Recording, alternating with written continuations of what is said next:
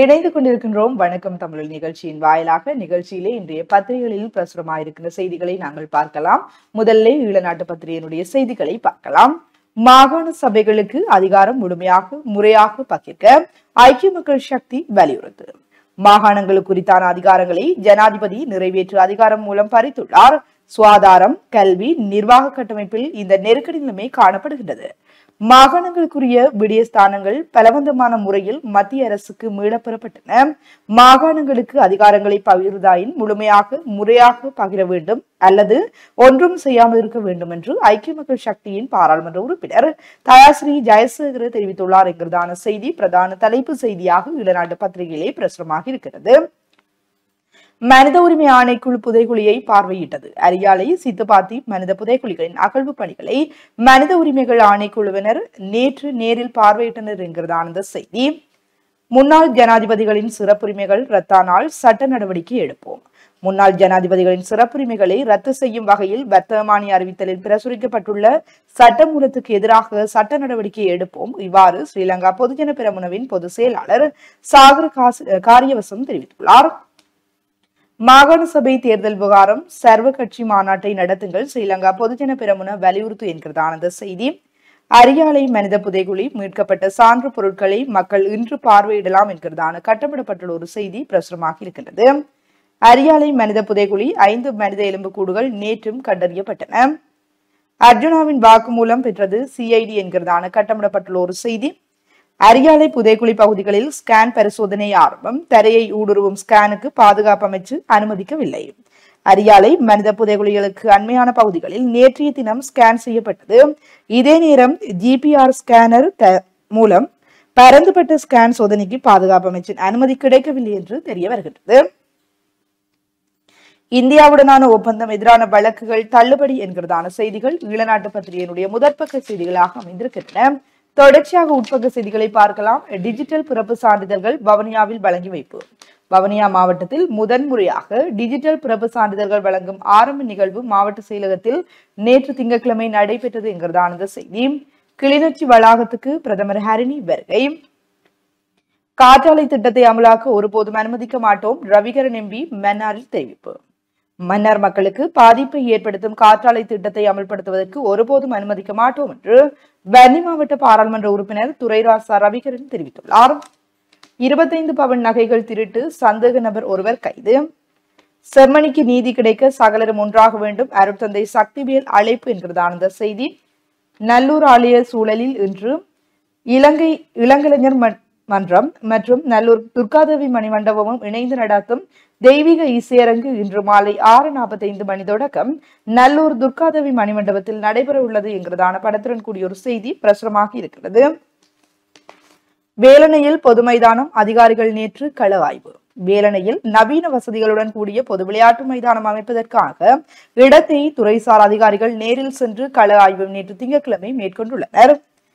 சந்நிதியான் ஆசிரமத்தில் அருளுரையும் உதவி வழங்கலும் என்கிறதான கட்டப்படப்பட்டுள்ள ஒரு செய்தி. காற்றாலை மின் திட்டத்துக்கு எதிராக மன்னாரில் போராட்டம். நல்லூர் கந்தன் உற்சவகால அருளுரை என்கிறதான ஒரு செய்தியும் பிரசுரமாக இருக்கின்றது. வவுனியாவில் இஸ்லாமிய கலாசார மண்டபத்துக்கான அடிக்கல் நாட்டல். சிஐடியினரை பின்தொடர்ந்த கடற்படை புலனாய்வு பிரிவினர் பருத்தித்துறையில் சம்பவம், நீதிமன்றில் முறையீடு. யாழ் பருத்தித்துறையில் காணாமல் போன சந்தேக நபர்கள் குறித்து விசாரிக்க சென்ற குற்றப்புலனாய்வு துறை அதிகாரிகளை கடற்படை புலனாய்வு பிரிவினர் பின்தொடர்ந்து வருவதாக குற்றப்புலனாய்வு துறையினர் நீதிமன்றத்தில் தெரிவித்துள்ளனர் என்கிறதான செய்தி.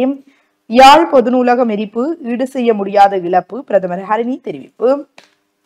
வெளிநாட்டு இருப்புகளை பாதிக்கும் வாகன இறக்குமதி. எதிர்வரும் மாதங்களில் அதிக வாகனங்களுக்கு கேள்வி ஏற்பட்டால் அவை வெளிநாட்டு இருப்புகளை பாதிக்குமாக இருந்தால் மாற்று ஏற்பாடுகளுக்கு செல்ல வேண்டியிருக்கும் என தெரிவிக்கப்பட்டுள்ளது. இதன்போது அடுத்த பாதீட்டில் வாகன இறக்குமதி மற்றும் வாகன நிதி வசதிகள் மீதான வரிகளை அதிகரிப்பது குறித்து நிதியமைச்சு பரிசீலிக்க வேண்டியிருக்கும் என திரைசேரி அதிகாரி ஒருவர் தெரிவித்துள்ளார். சுற்றுலா பயணிகள் வருகையால் $3.7 பில்லியன் வருமானம், அமைச்சர் விஜிதஹேர தகவல். கடந்த 6 மாதங்களில் சுற்றுலா பயணிகளின் வருகை மூலம் $3.7 பில்லியன் வருமானம் ஈட்டப்பட்டுள்ளதாக அமைச்சர் விஜிதஹேர தெரிவித்துள்ளார். கொழும்பு துறைமுகத்துக்கு 6 மாதங்களில் அதிக லாபம் என்கிறதான ஒரு செய்தி. தேங்காயின் விலை மீண்டும் அதிகரிப்பு. ஜோசித டெய்சி ஆகியோருக்கு எதிராக விசாரணை ஒத்திவைப்பு என்கிறதான ஒரு செய்தி பிரசுரமாக இருக்கின்றது. 6 மாத ஊழல் தடுப்பு நடவடிக்கைகளில் முன்னாள் அமைச்சர் உட்பட 29 பேர் கைது. விசேட சுற்றிவளைப்பு 4479 பேர் கைதாகினர் என்கிறதான இந்த செய்தி பிரசுரமாக இருக்கிறது. முன்னாள் ஜனாதிபதிகளுக்கு உரிய பாதுகாப்பு வழங்குங்கள், ஐக்கிய மக்கள் சக்தி வலியுறுத்து. முன்னாள் ஜனாதிபதிகளின் தேவையற்ற வரப்பிரசாதங்களை ரத்து செய்ததில் எந்த பிரச்சனையும் இல்லை எனவும் ஆனால் அவர்களுக்கு தேவையான பாதுகாப்பு தொடர்ந்து வழங்கப்பட வேண்டும் எனவும் ஐக்கிய மக்கள் சக்தியின் பாராளுமன்ற உறுப்பினர் SM மரிக்கார் வலியுறுத்தியுள்ளார். முன்னாள் ஜனாதிபதிகளுக்கு ஓய்வூதியத்தை அதிகரியுங்கள் கோருகிறார் SV திசாநாயக்க என்கிறதான ஒரு செய்தி. வெளிநாட்டவர்களுக்கு சாரதி அனுமதி வழங்குவதற்கான அலுவலகம் திறப்பு. நாட்டுக்கு வருகை தருகின்ற வெளிநாட்டவர்களுக்கு தேவையான சாரதி அனுமதி பத்திரங்களை வழங்குவதற்கான அலுவலகம் கட்டுநாயக்க சர்வதேச விமான நிலையத்தில் திறந்து வைக்கப்பட்டுள்ளது. தடுப்பு காவலில் மரணிப்போர் விடயம் மேற்பார்வை அதிகாரியை நியமிக்குக என்கிறதான ஒரு செய்தி பிரசுரமாக இருக்கின்றது. தேசபந்துவின் தலைவிதி இன்று நிர்ணயிக்கப்படும். போலீஸ் மா அதிபர் தேசபந்து தென்னக்கோனை அந்த பதவியிலிருந்து அகற்றுவதற்கான தீர்மானத்தை நிறைவேற்றுவது தொடர்பான விவாதம் பாராளுமன்றத்தில் இன்று நடைபெற உள்ளது என்கிறதான இந்த செய்தி தொடர்கின்றது. கழிவுநீர் குழிக்குள் விழுந்து சிறுவர் ஒருவர் பலி. துப்பாக்கி சூடுகளை தடுக்க விசேட திட்டம் என்கிறதான ஒரு செய்தி. அனுமதியின்றி பூச்சிக்கொல்லி பொதிகள் விற்பனைக்கு கொண்டு சென்றவர் கைது.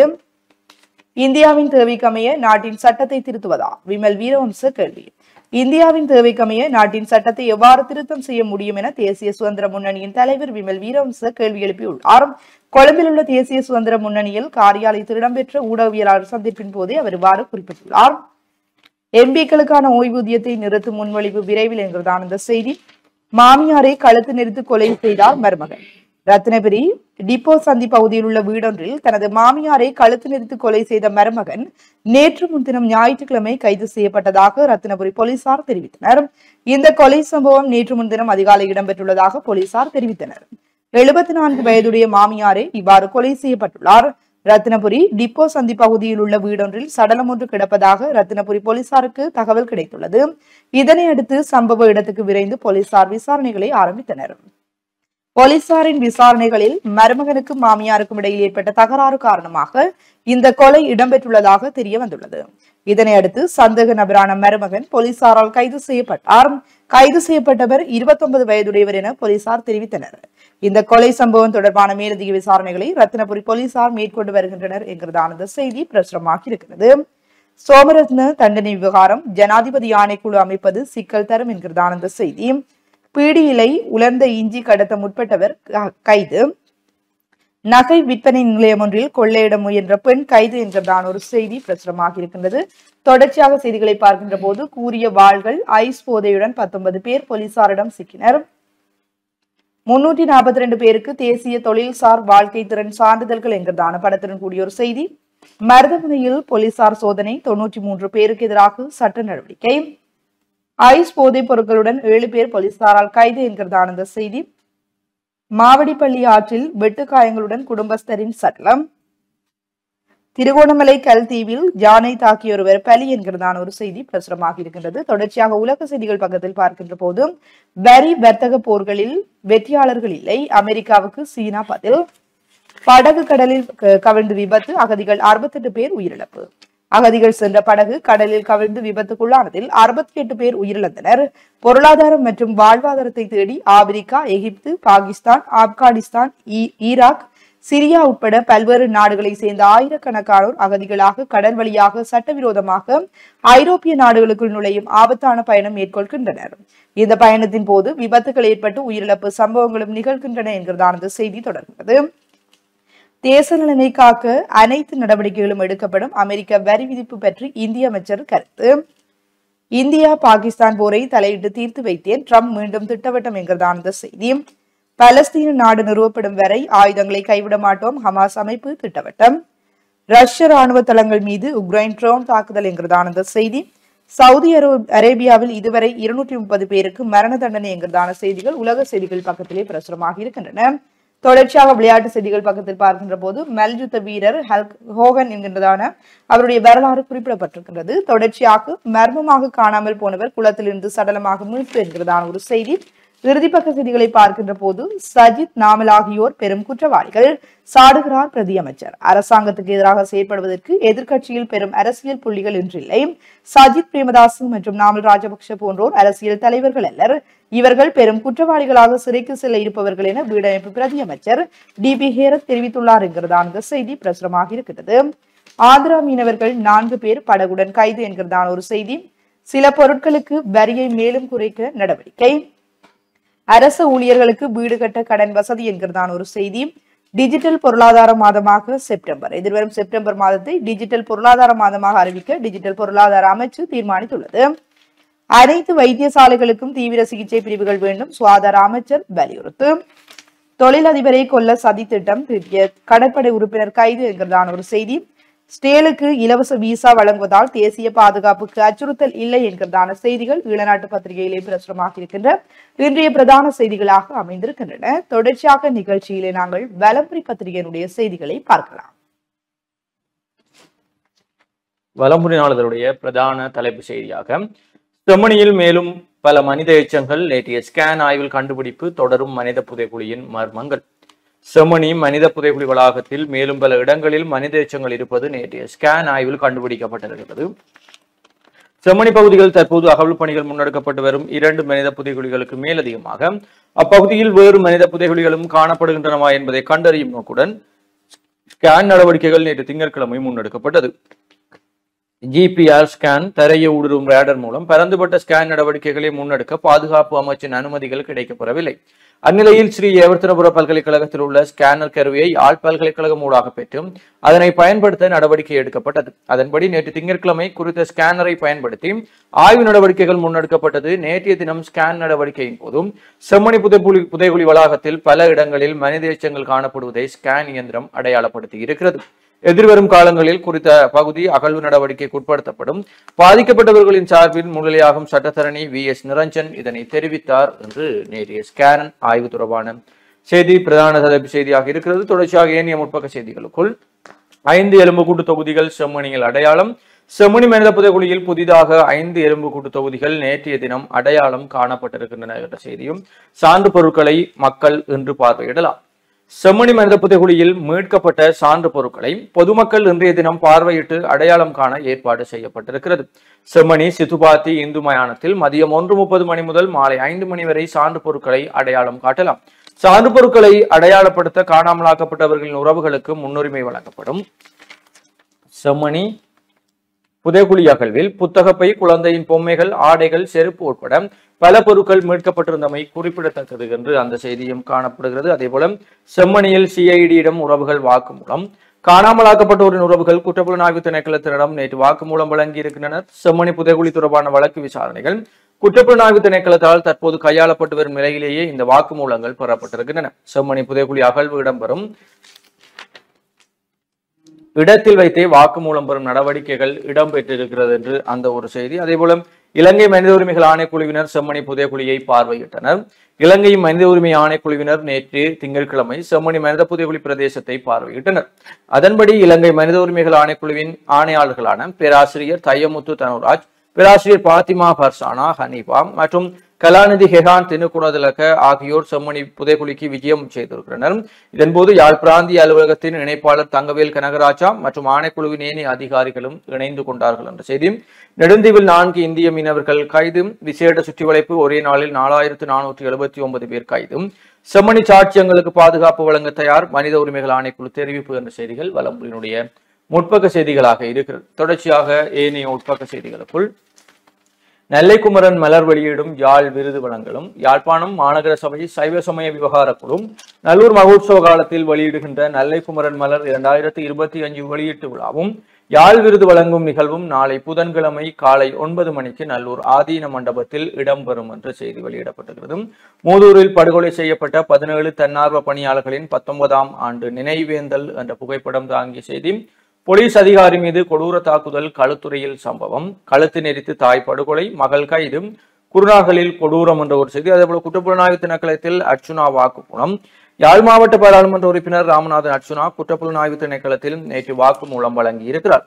பாராளுமன்றத்தின் முதலாவது அமர்வில் எதிர்க்கட்சித் தலைவரின் இருக்கையில் அமர்ந்த அர்ச்சுனா தான் வெளியிட்ட நேரலையில் தமிழீழ மக்களுக்கு வணக்கம் என விழித்திருந்தார். அவர் தமிழீழம் என்ற சொல்லை பயன்படுத்தியமை தொடர்பில் விளக்கம் அளிப்பதற்காக குற்றப்புலனாய்வு திணைக்களத்திற்கு அழைக்கப்பட்டிருந்தார். தன்னை குற்றப்புலனாய்வு திணைக்களத்தின் முன்னிலையாகுமாறும் பாராளுமன்றத்திற்கு கடிதம் அனுப்பப்பட்டதாகவும் அது சிங்களத்தில் அனுப்பப்பட்டதாகவும் நேற்று முன்தினம் வெளியிட்ட காணொலி ஒன்றில் அர்ச்சுனா தெரிவித்தார். அதன் பின்னர் குறித்த கடிதம் தமிழாக்கம் செய்யப்பட்டு பாராளுமன்றத்திலிருந்து அர்ச்சுனாவுக்கு அனுப்பப்பட்டமை குறிப்பிடத்தக்கது. செம்மணி மனித புதைக்குழி அகழ்வுக்கு சர்வதேச நிபுணத்துவம் அவசியமில்லை, அகழ்வு பணியை பார்வையிட்ட பின் மனித உரிமைகள் ஆணைக்குழு தெரிவிப்பு என்ற ஒரு செய்தி. சோமரத்ன மனைவியின் கடிதம் செம்மணி வழக்கின் புதிய திருப்பம், நடவடிக்கை எடுப்பாரா ஜனாதிபதி, மனோ எம்பி கேள்வி. செம்மணி மனித புதைக்குழி தொடர்பில் லான்ஸ் கோப்ரல் சோமரத்னவின் மனைவி சாட்சியம் அளிக்க தனது கணவன் தயார் என ஜனாதிபதி அனுரவுக்கு கடிதம் எழுதியிருக்கிறார். இன்று இந்த கடிதம் ஜனாதிபதி அனுரகுமார திசாநாயக்காவின் நீதிமன்றில் உள்ளது. நடவடிக்கை எடுக்க அனுர அரசு முன்வர வேண்டும் என பாராளுமன்ற உறுப்பினர் மனோ கணேசன் தெரிவித்திருக்கிறார். தேங்காய் விலை மீண்டும் அதிகரிப்பு என்ற ஒரு செய்தி. உலக விவகாரத்தை சர்வதேசத்திற்கு கொண்டு செல்லும் முயற்சி இது. சோமரத்ன ராயபக்ச மனைவியின் கடிதம் தொடர்பில் அச்சத்தில் அலரும் சரத் வீரசேகர என்ற செய்தி. அமெரிக்க கொரிய விஞ்ஞானிகளால் செயற்கை சிறுநீரகம் அறிமுகம் என்ற செய்தியும் காணப்படுகிறது. தொடர்ச்சியாக விளையாட்டு செய்திகளுக்குள் சொந்த மண்ணில் விழுந்த மேற்கிந்தியா தொடரை கைப்பற்றி வென்றது பாகிஸ்தான் என்ற ஒரு செய்தி. பாகிஸ்தான் அயர்லாந்து கிரிக்கெட் 2 ஆண்டுகளுக்கு ஒத்திவைப்பும். ஹவாஸ்கரின் 54 வருட சாதனையை 21 ஓட்டங்களால் தவறவிட்டார் கில் என்ற செய்திகளும் விளையாட்டு செய்திகளுக்குள் இருக்கிறது. தொடர்ச்சியாக அனைத்து மருத்துவமனைகளுக்கும் தீவிர சிகிச்சை பிரிவுகள் வேண்டும், சுகாதார அமைச்சர் நலிந்த தெரிவிப்பு. கல்விக்கு கொடுக்கும் முக்கியத்துவம் விளையாட்டுகளுக்கு வழங்கப்படுவதில்லை, ஆளுநர் சுட்டிக்காட்டுகின்ற ஒரு செய்தி. அரசியலை தவிர்த்து ஒன்றுபடுவோம், சர்வதேச விசாரணை கோரும் எமக்கு வலி சேர்க்கும் சோமரத்ன மனைவியின் கடிதம். அருத்தந்தை சக்திவேல்.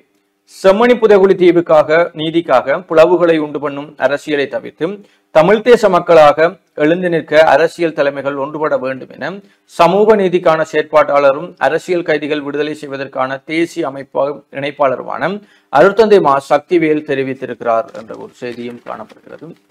தொடர்ச்சியாக வெளிநாட்டு செய்திகளுக்குள் ஏமன் கடற்பகுதியில் கவிழ்ந்த பயணிகள் படகு 68 பேர் நீரில் மூழ்கி உயிரிழப்பு, 74 பேர் மாயம், தேடும் பணிகள் தீவிரம். ஏமன் கடற்கரையில் நேற்று முன்தினம் ஞாயிற்றுக்கிழமை 154 புலம்பெயர்ந்தோரை ஏற்றி சென்ற படகு கவிழ்ந்ததில் 68 ஆபிரிக்க குடியேறிகள் உயிரிழந்தார்கள் என்ற செய்தியும்.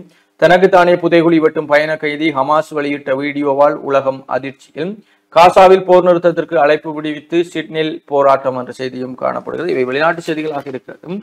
தொடர்ச்சியாக உள்நாட்டு செய்திகளுக்குள் அராலி பகுதியில் நவீன பொது விளையாட்டு மைதானம், அதிகாரிகள் கள ஆய்வு என்ற புகைப்படம் தாங்கிய செய்தி. அனுமதியின்றி குழாய் கிணறு அமைத்தால் சட்ட நடவடிக்கை எடுக்கப்படும், வேலணை பிரதேச சபை அறிவிப்பு. கிளிநொச்சி புதிய போலீஸ் அத்தியட்சராக ஜெயசாந்த டி சில்வா கடமையேற்பு. காணிய விடுவித்து தருமாறு மாநகர முதல்வர் கோரிக்கை என்ற செய்திகளும் காணப்படுகிறது. வலம்புரியினுடைய இன்றைய ஆசிரியர் தலையங்கமாக வீட்டு கிணற்றை மறந்த யாழ்ப்பாணத்தார் என்ற தலைப்பிலே ஆசிரியர் தலையங்கம். யாழ்ப்பாணத்துக்கு முதன்முறையாக யானை கொண்டு வரப்பட்ட போதும் தினபதி பத்திரிகையில் யானையை தெரியாத யாழ்ப்பாணத்தாருக்கு என அந்த பத்திரிகையின் ஆசிரியராக இருந்த எஸ்.டி. சிவநாயகம் செய்தி வெளியிட்டதாக செஞ்சொற்செல்வர் கலாநிதி ஆறு திருமுருகன் அவர்கள் ஒரு சொற்பொழிவில் கூறியிருந்தார். இப்போது எங்கள் யாழ்ப்பாணத்தின் நிலைமையை பார்க்கும்போது கிணற்று நீரை மறந்த யாழ்ப்பாணத்தார் என்று எழுவது தகும் என நினைத்தோம். ஒரு காலத்தில் கிணறு வெட்டி அதை கட்டிய பின் அந்த கிணற்றுக்கு பொங்கல் செய்து கங்கைக்கு சமனாக கிணற்று நீரை போற்றிய பண்பாட்டின் சொந்தக்காரர்கள் நாம். ஆனால் இப்போது எங்கள் வீட்டு கிணறு நீரை பெருகாமல் விட்டது மட்டுமல்ல, எங்கள் வீட்டு கிணற்றை மறந்தே போனோம் என்பதுதான் வேதனைக்குரிய விடயம். கிணற்று நீர் தொடர்பில் பலரும் பலவாறாக அறிக்கைகளை விட எமது மக்கள் போத்தல் குடிநீருக்கு அடிமையாகி போயினர். உண்மை, நிலக்கீழ் தண்ணீரை கொண்டமைந்த எங்கள் யாழ்ப்பாண மண்ணில் குடிநீருக்காக கோடிக்கணக்கான ரூபாய்களை நாம் நாளாந்தம் செலவிடுகிறோம் என்ற உண்மையை எவரும் நினைப்பதில்லை. தென்னிலங்கையில் இருந்து லொரி லொரியாக போத்தல் தண்ணீர் யாழ்ப்பாணத்துக்கு வந்து சேருகிறது. யாழ்ப்பாணத்தில் எந்த நிகழ்வாயினும் தண்ணீர் போத்தல் என்பதுதான் முதல் பேச்சு. அதே நேரம் வடமாகாணத்தில் போத்தலில் குடிநீரை அடைத்தல் என்ற பேச்சுக்கே இடமில்லை. போத்தலில் குடிநீர் அடைத்தால் நிலத்தடி நீர் இல்லாமல் போய்விடும் என்ற கருத்தை தென்னிலங்கையில் உள்ள போத்தலில் குடிநீர் அடைக்கும் நிறுவனங்கள் மிகச் சிறப்பாக பிரச்சாரம் செய்து வைத்திருக்கின்றன. அதற்காக இங்குள்ள சில புத்திஜீவிகளை அந்த நிறுவனம் நியமித்துள்ளதாகவும் தெரிய வருகிறது. இதன் காரணமாக வடமாகாணத்தில், அதிலும் குறிப்பாக யாழ்ப்பாணத்து மக்களின் காசு தண்ணீருக்காக கரைகிறது. கோடிக்கணக்கான ரூபாய்களை தென்னிலங்கை தண்ணீர் போத்தல் ஊடாக உறிஞ்சுகிறது. தண்ணீரை இலவசமாக பெற்றுக் கொள்கின்ற தென்னிலங்கை நிறுவனங்கள் குடிநீர் அடைக்கின்ற பிளாஸ்டிக் போத்தலுக்கும் போக்குவரத்து செலவுக்கும் விற்பனை முகவர்களின் தரவுக்குமாக அதிக விலையை நிர்ணயித்து குடிநீர் என்ற பெயரால் மாதாந்தம் கோடிக்கணக்கான ரூபாய்களை வாரி சுருட்டுகின்றன. அதே நேரம் பிளாஸ்டிக் போத்தல்கள் இங்கு கழிவுகளாக குவிகின்றன. என்ன செய்வது, எங்கள் வீட்டு கிணற்று குடிநீரை புறம் தள்ளி எங்களை என்னவென்று சொல்வது என்று வலம்புரியினுடைய ஆசிரியர் தலையங்கம் காணப்படுகிறது. தொடர்ச்சியாக உள்நாட்டு செய்திகளுக்குள் இனப்படுகொலை விவகாரத்தில் சோமரத்னவின் வாக்குமூலம் முக்கிய திருப்புமுனையாக அமையும்.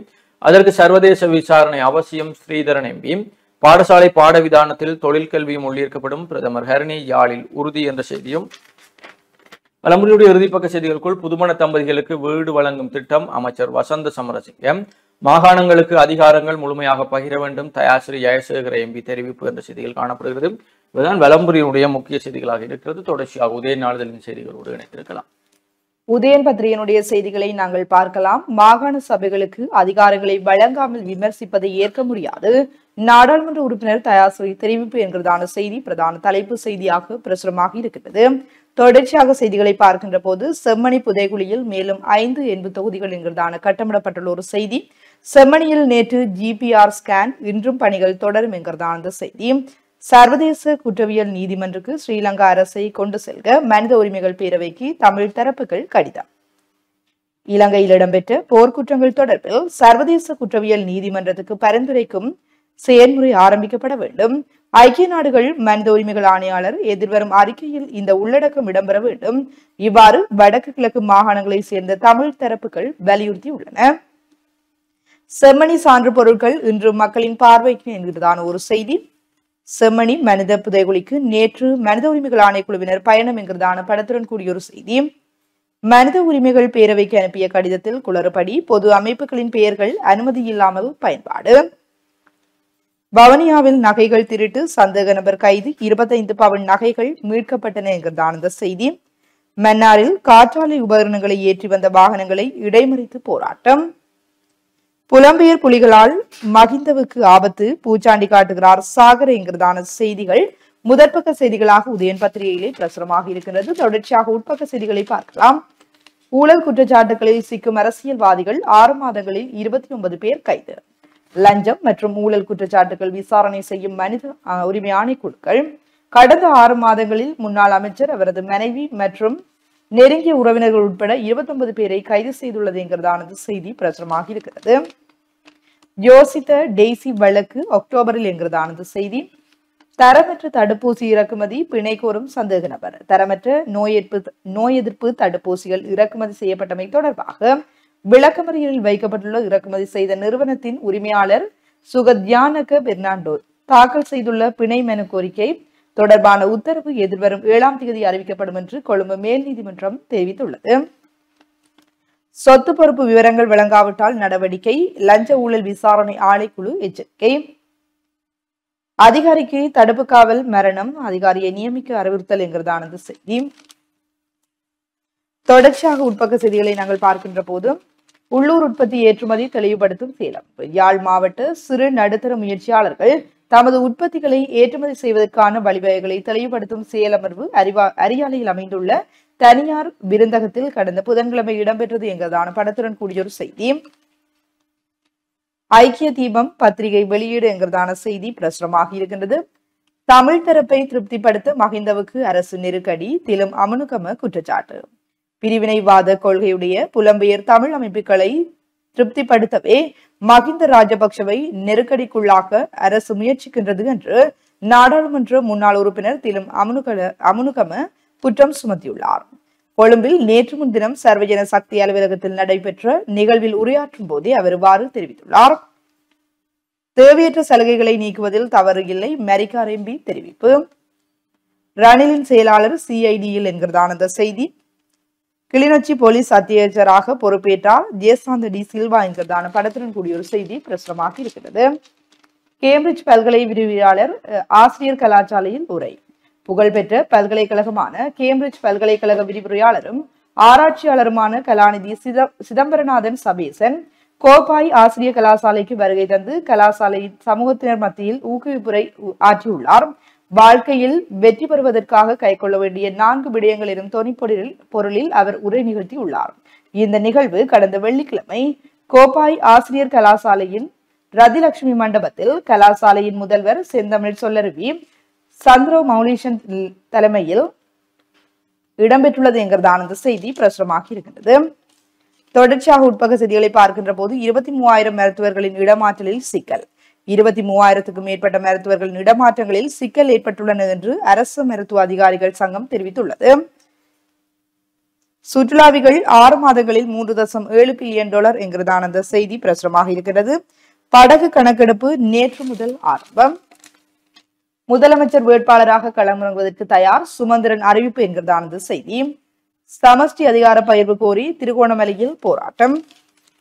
தொடர்ச்சியாக உட்பக்க செய்திகளை பார்க்கின்ற போது சோமரத்ன விவகாரத்தில் அரசின் தீர்மானம் என்ன, சரத் வீரசேகர கேள்வி. கிருஷாந்தி குமாரசுவாமி படுகொலை வழக்கின் பிரதான குற்றவாளியான சோமரத்ன ராஜபக்சவுக்கு உயர் நீதிமன்றம் மரண தண்டனை விதித்து தீர்ப்பளித்துள்ளது. ஆகையால் இந்த விவகாரத்தை ஜனாதிபதி ஆணைக்குழு நியமித்து விசாரணை செய்வது சிக்கல் நிலையை ஏற்படுத்தும். இது தொடர்பில் ஜனாதிபதி எடுக்கும் நடவடிக்கை என்னவென்பதை எதிர்பார்த்துள்ளோம் என்று முன்னாள் பொதுமக்கள் பாதுகாப்பு அமைச்சர் சரத் வீரசேகர தெரிவித்துள்ளார். தேசிய பாதுகாப்பில் குறைபாடு இல்லை, அமைச்சர் விஜயஹேர தெரிவிப்பு. 76 சூட்டு சம்பவங்கள், இதுவரை 41 பேர் சாவு என்கிறதான இந்த செய்தி. வடக்கில் இனவாதத்துக்கு முற்றுப்புள்ளியிட வேண்டும், அமைச்சர் பிமல் தெரிவிப்பு என்கிறதான இந்த செய்தி. இறுதிப்பக்க செய்திகளை பார்க்கின்ற போது உலக வங்கி செயற்றிட்ட மதிப்பீடுகள் ஆராய்வு என்கிறதான செய்திகள் இன்றைய உதயன் பத்திரிகையிலே பிரசுரமாக இருக்கின்ற பிரதான செய்திகளாக அமைந்திருக்கின்றன. தொடர்ச்சியாக நாங்கள் தினக்குரல் பத்திரிகையினுடைய செய்திகளை பார்க்கலாம். தினக்குரல் நாளிதழுடைய பிரதான தலைப்பு செய்தியாக செம்மணியில் நடந்த ஸ்கேன் ஆய்வில் பல இடங்களில் மனித எச்சங்கள் கண்டுபிடிப்பு. 20 வீதமான பகுதிகளில் நடந்த ஆய்வில் அதிர்ச்சி தகவல். இன்று மிகுதி பகுதியில் தொடர்ந்து ஆய்வுகள் நடத்த முடிவு என்று அந்த தலைப்பு செய்தி காணப்படுகிறது. தொடர்ச்சியாக ஏனைய முற்பக்க செய்திகளுக்குள் செம்மணி சான்று பொருட்கள் என்று பொதுமக்கள் பார்வைக்கு புதைக்கப்பட்டவர்களை அடையாளம் காண ஒத்துழையுங்கள் என்ற செய்தியும், செம்மணியில் 135 எலும்பு கூடுகள் இதுவரை கண்டுபிடிப்பு என்ற ஒரு செய்தி. அதே போல அரசு அதிகாரிகளால் பின்னடிப்பு செய்யப்படும் செம்மணி மனித புதைகுழி சுமந்திரன் கருத்து தெரிவிப்பு. கட்டமிடப்பட்ட செய்திகளாக செம்மணி அகழ்வுக்கு மேலதிக நிபுணத்துவம் தேவைப்பட்டால் பரிந்துரைப்போம். சோமரத்னவுக்கு உயிராபத்து ஏற்பட்டால் அரசே பொறுப்பு, கஜேந்திரகுமார் தெரிவிப்பும். சர்வதேச குற்றவியல் நீதிமன்றத்தில் இலங்கை அரசை நிறுத்துங்கள், ஐநா உயர்ஸ்தானிகருக்கு பறந்தது கடிதம் என்ற செய்தியும், உயிருக்கு ஆபத்தா எம்மிடம் முறையிட்டால் முடிந்ததை செய்வோம். சோமரத்ன ராயபக்சவுக்கு அச்சுறுத்தல் இருந்து அது தொடர்பில் மனித உரிமைகள் ஆணைக்குழுவில் முறையிட்டால் உரிய நடவடிக்கை எடுக்கப்படும் என இலங்கை மனித உரிமைகள் ஆணைக்குழுவின் உறுப்பினர்கள் தெரிவித்திருக்கிறார்கள். இந்தியாவுடனான ஒப்பந்தங்கள் ரத்து செய்ய கோரிய 7 மனுக்கள் தள்ளுபடி. ரணிலின் செயலாளரிடம் 6 மணி நேரத்திற்கும் மேலதிக சிஐடி விசாரணை என்ற செய்தியும், புலிகள் இல்லாதது துளிர் விட்டு போச்சு, மன்னாரில் காற்றாலை அமைக்க அனுமதியும். மன்னார் மக்களுக்கு பாதிப்பை ஏற்படுத்தும் காற்றாலை திட்டத்தை ஒருபோதும் அமுல்படுத்துவதற்கு அனுமதிக்க மாட்டோம் என்றும் வன்னி மாவட்ட பாராளுமன்ற உறுப்பினர் ரவிகரன் தெரிவித்திருக்கிறார் என்ற செய்தியும் தினக்குரலுடைய முற்பக்க செய்திகளாக இருக்கிறது. தொடர்ச்சியாக உட்பக்க செய்திகளுக்குள் குரல் பதிப்பாக வறட்சி வாட்டும் கிராமங்கள் குடிநீருக்கு அலையும் மக்கள் என்ற தலைப்பிலே தினக்குரலுடைய குரல் பதிப்பு காணப்படுகிறது. அதே போல விளையாட்டுத் துறையில் வடமாகாணம் இன்னமும் நீண்ட தூரம் பயணிக்க வேண்டும், விளையாட்டுப் போட்டிகளில் வெற்றி என்பது எங்களுக்கு இலக்காக இருக்க வேண்டும், ஆளுநர் தெரிவிப்பும். சத்துணவு திட்டத்தின் அங்குரார்ப்பண நிகழ்வு என்ற தலைப்பிலே புகைப்படம் தாங்கிய செய்தி ஒன்றும். கிளிநொச்சி முல்லைத்தீவு மாவட்டங்களிலிருந்து 79,919 அபாயகரமான வெடிபொருட்கள் அகற்றல், சாப் நிறுவனத்தின் அறிக்கை தெரிவிப்பு என்ற புகைப்படம் தாங்கிய செய்தி. விளையாட்டு செய்திகளுக்குள் உக்ரைனில் போரிடுவதற்கு ரஷ்யாவுக்கு இந்தியா நிதியுதவி அளிக்கிறது, அமெரிக்கா பகிரங்க குற்றச்சாட்டு. 200 ஆண்டுகால வரலாற்று ஆவணமான தமிழர் கலைக்களஞ்சியத்தை வெளியிட்ட சிங்கப்பூர் ஜனாதிபதி என்ற செய்தியும், அமெரிக்கா ஒகியோ மாகாணம் சொலிசிட்டர் ஜெனரலாக இந்திய வம்சாவளி மதுரா தெரிவு என்ற செய்திகளும் வெளிநாட்டு செய்திகளுக்குள் இருக்கிறது. தொடர்ச்சியாக உள்நாட்டு செய்திகளுக்குள் மலசல கூட குழியில் விழுந்த 8 வயது சிறுவன் உயிரிழப்பு, இந்திய நிறுவனத்தின் விருப்பத்திற்காக இலங்கையில் சட்ட திருத்தம் செய்ய அரசு உத்தரவாதம் அளிப்பு என்ற செய்தியும் காணப்படுகிறது. அதே போல இளைஞர் சம்மேளனங்களை பயன்படுத்தி சேகுவாரா படையணி உருவாக்க அரசாங்கம் நடவடிக்கை எடுக்கிறது. இளைஞர் சமூக சம்மேளனங்களை மக்கள் விடுதலை முன்னணியின் சேகுவாரா படையணியாக்க அரசாங்கம் நடவடிக்கை எடுத்து வருவதாக கூறியுள்ள நாடாளுமன்ற உறுப்பினர் SM மரிகார் அரசாங்கத்தின் இந்த நடவடிக்கையை வன்மையாக கண்டிப்பதாகவும் தெரிவித்திருக்கிறார். விபச்சார குற்றச்சாட்டில் 5 சந்தேக நபர்கள் கைது, கொழும்பில் சம்பவம் என்ற செய்திகளும். சோமரத்ன ராயபக்ச மனைவி வெளிப்படுத்திய விவகாரம், ஜனாதிபதி ஆணைக்குழு நியமிப்பது பாரிய சிக்கல்களை உருவாக்குமாம், சரத் வீரசேகர தெரிவிப்பு. வீதியில் நிர்வாணமாக சென்ற நபரை தேடி வரும் போலீசார். கந்தானி பிரதான வீதி வழியாக நிர்வாணமாக சைக்கிளில் சென்ற நபர் ஒருவரின் வீடியோ பதிவு சமூக ஊடகங்களில் பரவி வருகிறது. குறித்த சம்பவத்தின் பின்னால் பயணித்த வாகனத்தின் டேஷ்போர்ட் கேமராவில் பதிவாகியுள்ள சமூக ஊடகங்களில் பரவி வரும் இந்த காட்சியில் அந்த நபர் தனது மிதிவண்டியின் கைப்பிடியின் இருபுறமும் தனது ஆடைகளை பிடித்துக் கொண்டு செல்வது காட்சிப்படுத்தப்பட்டுள்ளது. பட்டப்பகலில் நடந்த இந்த சம்பவம் அதிகாரிகளின் கவனத்தை ஈர்த்துள்ளதும் அந்த நபரை அடையாளம் காணவும் ஏதேனும் சட்ட நடவடிக்கை எடுக்கப்பட வேண்டுமா என்பதை தீர்மானிக்கவும் போலீசார் தற்போது காணொலியை மதிப்பாய்வு செய்து வருகின்றனர் என்று அந்த செய்தியும் காணப்படுகிறது. தினக்குரலுடைய ஆசிரியர் தலையங்கமாக உண்மைகள் உறங்காது செம்மணி அதற்கு சாட்சி என்ற தலைப்பிலே ஆசிரியர் தலையங்கம். போலீஸ் அதிகாரிக்கு கொலை மிரட்டல் விடுக்கும் குற்ற கும்பல், கைது செய்யப்பட்டவரை விடுவிக்க வேண்டுமா? மேல்மாகாண குற்றத்தடுப்பு பிரிவின் பொறுப்பதிகாரி லிண்டன் சில்வாவுக்கு தொலைபேசியில் மிரட்டல் விடுவிக்கப்பட்டுள்ளதாக தகவல் வெளியாகி இருக்கிறது என்ற செய்தி. வெளிநாட்டு மதுபான போத்தல்களை கடத்திய 2 இளைஞர்கள் விமான நிலையத்தில் கைது. ஜனாதிபதி செயலாளரின் கார் மோதி ஒரே குடும்பத்தை சேர்ந்த நால்வர் படுகாயம் என்ற செய்தியும். கேம்பிரிட்ஜ் பல்கலைக்கழக விரிவுரையாளர் கோப்பாய் ஆசிரியர் கலாசாலைக்கு வருகை என்று புகைப்படம் தாங்கிய செய்தி. கிளிநொச்சி அறிவியல் நகரில் அமைந்துள்ள யாழ்ப்பாண பல்கலைக்கழக கிளிநொச்சி வளாகத்துக்கு பிரதமர் ஹரணி அமரசூரிய நேற்று முன்தினம் விஜயம் செய்திருந்தார் என்றும் விஜயம் தொடர்பான புகைப்படங்களும் பிரசுரிக்கப்பட்டிருக்கிறது. தினக்குரலுடைய இறுதிப்பக்க விளையாட்டு செய்திகளுக்குள் மேற்கிந்தியாவை வீழ்த்தி பாகிஸ்தான் அபார வெற்றி, தொடர் பாகிஸ்தான் வசமானதும். லண்டன் ஓவல் டெஸ்டில் இங்கிலாந்தை வீழ்த்தி இந்தியா த்ரில் வெற்றி என்ற செய்திகளும் காணப்படுகிறது. இவைதான் தினக்குரலுடைய முக்கிய செய்திகளாகவும் புலந்திருக்கக்கூடிய இன்றைய நாளிதழ்களுடைய முதன்மை செய்திகளாகவும் இருக்கிறது. தொடர்ந்து மனிதர்கள் நேர்களே சிறிய ஒரு விளம்பர இடைவெளிக்கு பிறகு மீண்டும் சந்திப்போம்.